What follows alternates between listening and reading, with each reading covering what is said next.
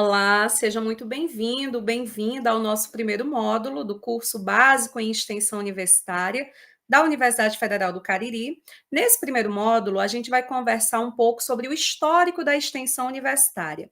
Qual é o nosso objetivo de aprendizagem com essa parada aqui, antes de falarmos propriamente dos conceitos de extensão universitária, as suas modalidades, as suas formas de submissão? Por que a gente vai parar antes de entrarmos no contexto mais prático para entendermos o processo histórico da extensão? Então, nosso objetivo de aprendizado aqui é exatamente entender minimamente como que a extensão universitária ela surgiu no contexto estadunidense, europeu, porque é o que mais impacta, influencia historicamente a universidade brasileira, e também o contexto histórico aqui no Brasil. Obviamente, nós não temos com esse módulo o intento, o objetivo de esgotarmos as perspectivas com relação a este tema, que é profundamente denso, complexo, envolve muitos marcos teóricos, históricos, sociológicos. Então, o nosso objetivo aqui é apenas garantir que você tenha uma melhor compreensão, por exemplo, de que por qual razão a extensão, de certa forma, ainda é menos conhecida ou talvez ainda não receba a devida valorização, especialmente quando comparada à pesquisa. Então, a gente entender um pouco dessas questões históricas nos ajuda a entender, inclusive, a importância do processo da integralização da extensão, da curricularização da extensão, que pegou muita gente de surpresa. E aí, quando a gente entende historicamente que a extensão ela é muito recente no nosso país, quando a gente entende que a extensão ela só vai gozar de um status de obrigatoriedade de forma muito recente, especialmente aqui no Brasil, é que a gente entende, por exemplo, a razão dessa política que desde 2018 vem exigindo a integralização, né, da extensão aos currículos dos cursos de graduação. Então, existe uma razão histórica, né? A gente fala, por exemplo, da necessidade de valorização, dessa aproximação entre universidade e sociedade. E por que nós devemos valorizar isso, né? Por que isso é relevante? Então, existem razões históricas que nos levam a perceber que, durante muito tempo, a universidade esteve em um espaço muito mais elitizado, né, muito mais voltado para questões meramente acadêmicas, teóricas, que afastavam boa parte da população do acesso a esses conhecimentos e daquilo que eles podem promover no sentido de transformação social e melhoria da qualidade de vida dos sujeitos humanos. Então, é por essas razões que a gente vai parar aqui por poucos minutos para refletir um pouco sobre o histórico da extensão universitária. Porque o nosso objetivo aqui não é simplesmente que você termine o curso sabendo como cadastrar uma ação de extensão na Pró-Reitoria de Extensão ou sabendo quais são as modalidades, mas que a gente saia com um pouco mais, né? Para que a gente saia, de fato, mais conscientes e até mesmo mais comprometidas com a extensão ao compreendermos a sua importância, especialmente devido a esse histórico de invisibilidade, de não gozar de tanta importância quanto deveria, especialmente para aqueles que têm esse compromisso, essa preocupação com a transformação social enquanto um valor indispensável para a sociedade, para o Estado democrático de direito. Esses slides que eu vou apresentar para vocês aqui, eles estão disponíveis, né? Ficarão disponíveis aqui na nossa plataforma, no Moodle, vocês fiquem muito à vontade, e eles são uma espécie de síntese, né, dos principais tópicos, das principais informações disponíveis nesse artigo científico do professor João de Paula, que eu deixo também como uma sugestão de leitura para aqueles que quiserem se aprofundar, porque aqui, de fato, a gente vai tratar apenas dos pontos mais relevantes. Então, se alguém deseja se aprofundar, é só seguir na leitura dos materiais indicados, tudo bem? Então, sem delongas, vamos falar então que a extensão universitária, ela é o resultado de um momento crítico da história do capitalismo, né? Obviamente eu estou partindo aqui de um referencial eurocêntrico, né? De uma visão de mundo, de uma visão de universidade com base na realidade europeia, pelo impacto, pela influência que ela gera, né? Gerou e ainda gera nas nossas universidades. Por óbvio, né, e os estudos decoloniais estão aí para isso, que nós temos outras realidades, modelos e perspectivas que merecem a nossa análise, aprofundamento e investigação, mas que não serão, neste momento, alvo do nosso curso, tendo em vista os objetivos que já foram apresentados aqui anteriormente. Então, voltando, a gente pode dizer que a extensão universitária ela é resultado de um produto, de um momento crítico da história do capitalismo, que é ali final do século XIX, início do século XX, quando as desigualdades, quando os problemas, especialmente ligados à qualidade de vida da classe trabalhadora, se tornam extremamente evidentes e vão começar a promover, inclusive, movimentos de contraposição a este sistema, né, da classe operária organizada que busca, né, que reivindica melhores condições de vida. Então, um primeiro impacto que isso gera vai ser especialmente na Inglaterra, ali na segunda metade do século XIX, e aí não somente na universidade, porque qual é o grande intento, né, da existência ou do surgimento, digamos assim, dessa extensão na universidade? Você veja que a própria etimologia da palavra nos leva, né, estender a universidade para além dos seus muros, para que ela chegue na comunidade, para que ela chegue na sociedade, para que ela possa atingir, especialmente nesse contexto histórico que a gente está trazendo aqui, aquela classe social, né, os trabalhadores que não desfrutavam, que não tinham oportunidade de, nem direta, nem indiretamente, estarem ligados ao conhecimento, aos conhecimentos produzidos pela universidade. Então, isso vai ter início na Inglaterra, né? Dentro desse contexto que vai ser marcado, inclusive quando a gente estuda direito do trabalho, né?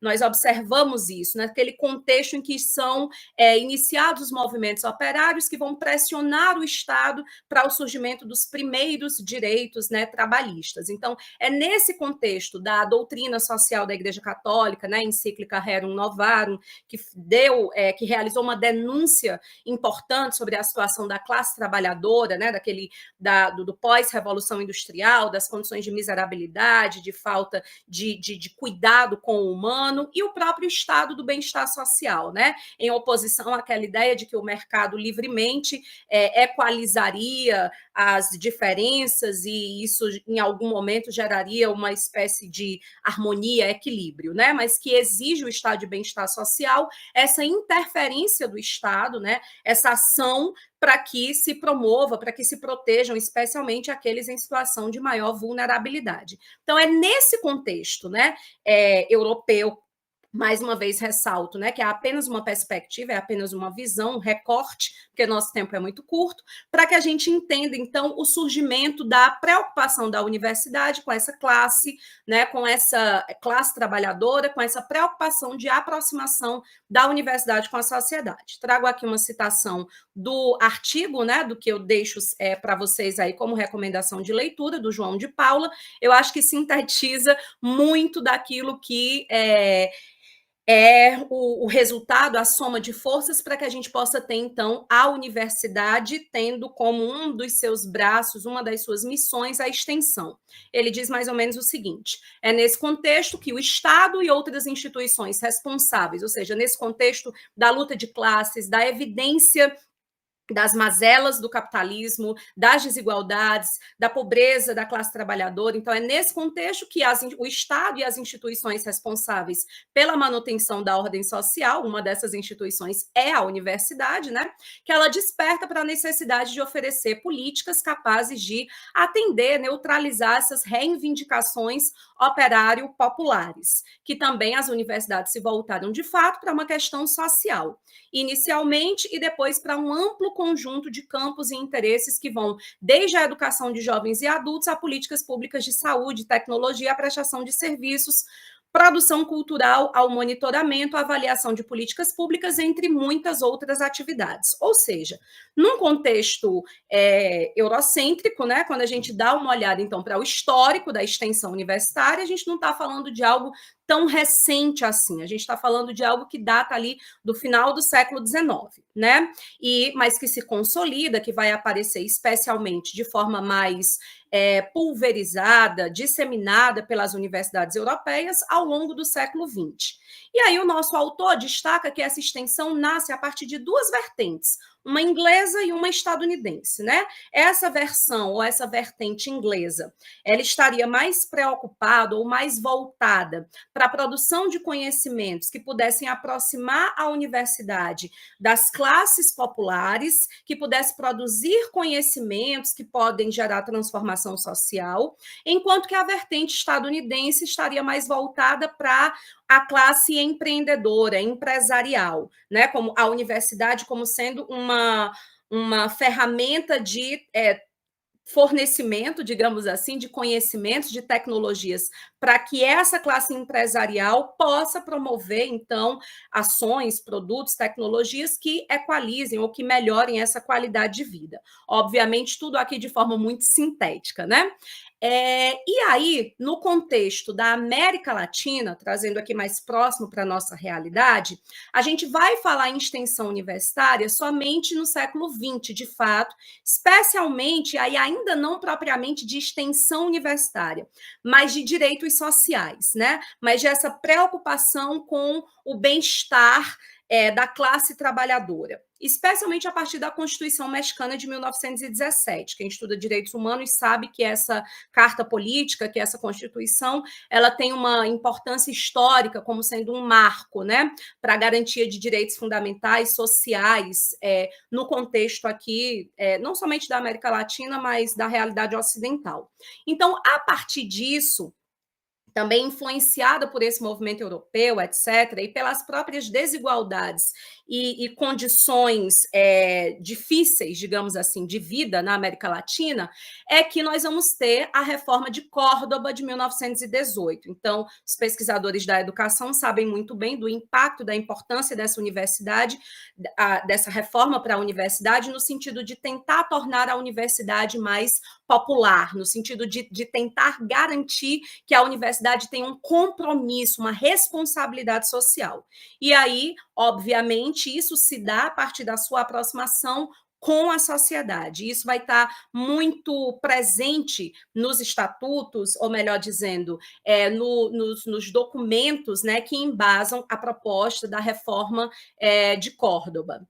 E aí, o Brasil, né, como sendo ali, aí vamos lembrar o histórico do ensino superior no Brasil, né? Até deixo aqui a recomendação para quem tiver interesse de aprofundamento da minha própria tese, né? Eu publiquei minha tese de doutorado em 2019 e é um livro, pode ser encontrado na Amazon, enfim, em diversas plataformas. Eu estudei exatamente o histórico do ensino superior no Brasil a partir das faculdades de direito, né, que são as primeiras, enfim, criadas ali no ano de 1927. E o que a gente observa como histórico do ensino superior no Brasil, de forma muito clara, é um ensino elitista, né? É uma preocupação com a formação dos grandes dessa pseudo-nação ou dessa nação em construção. Então, não houve uma preocupação ou um projeto que envolvesse a totalidade da população, mas, de fato, se naturaliza ali ou se tenta criar essa cultura de que o ensino superior ele não é para todos, é para uma casta, é para uma classe, né, da elite que será responsável pela ocupação dos principais cargos políticos, etc., dentro desse país ali em construção no pós-independência. Então, não à toa, e a gente lembrar o próprio histórico da universidade brasileira, né? Enquanto a gente tem a universidade aqui na América Latina, nos nossos vizinhos, ainda no século XVI, o Brasil só vai ter universidade no século XX. Então, não à toa essa ideia de extensão também chega para nós aqui de forma muito mais distante, né? E aí, por isso, é muito mais recente. O primeiro documento que vai tratar, né, a primeira regulamentação sobre extensão universitária no Brasil, data da década de 30. Então, é esse decreto, né, de 1931, que é um marco, né? Um marco temporal para que a gente possa pensar pela primeira vez, ou de forma muito ali ainda inicial, preliminar, essa ideia de que a universidade não somente pode, como deve estar mais próxima da sociedade, para que possa garantir uma oportunidade de transformação social. Né? Isso vai ser construída, a ideia é muito incipiente ainda ali por volta dos anos 30, e a gente tem um marco muito importante nos anos 60, com o primeiro Seminário Nacional de Reforma Universitária, que foi promovido pela UNE. Né? Os estudantes têm uma fortíssima importância no sentido de reivindicar, de lutar por uma maior autonomia dos estudantes na gerência, nas decisões da universidade, e nesse caráter realmente de exigir que esse direito à educação se dê também no contexto da educação superior e de forma muito mais democratizada, muito mais acessível para todos e todas.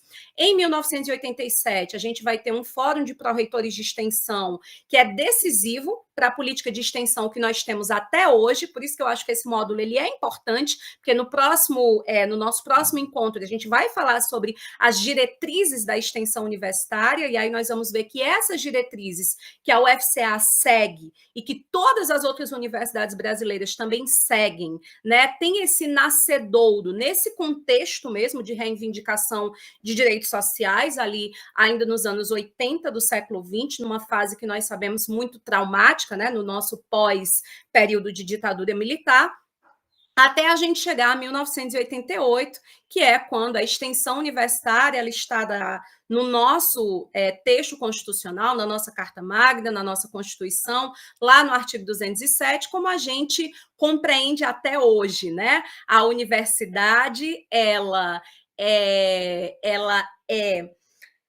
goza de autonomia didático-científica, administrativa, de gestão financeira, patrimonial, e deve obedecer à indissociabilidade do ensino, pesquisa e extensão. Então, embora para algumas áreas essa ideia da extensão seja nova e por isso vem gerando aí um certo, até mesmo desconforto para pensar como fazer a extensão, é importante nesse módulo nós percebermos isto. Nós estamos diante de uma realidade nova, recente, fruto de luta, né, de engajamento social, político, de estudantes, professores, e que goza aí de uma existência constitucional de apenas 36 anos, né, 37 anos aproximadamente. Então, não à toa, por algo jovem, por algo relativamente recente, ainda ter uma certa dificuldade de ser conhecida, de ser promovida, de ser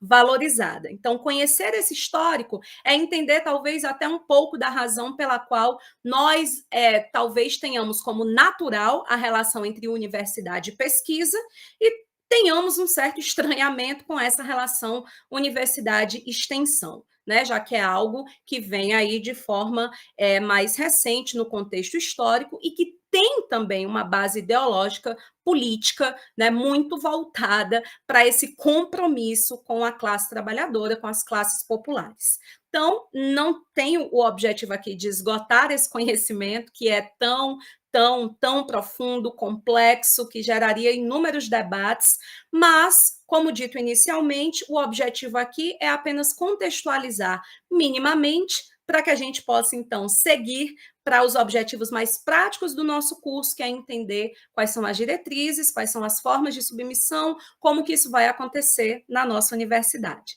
Convido você à leitura dos materiais complementares para o seu aprofundamento e te encontro aí no nosso próximo módulo. Um abraço.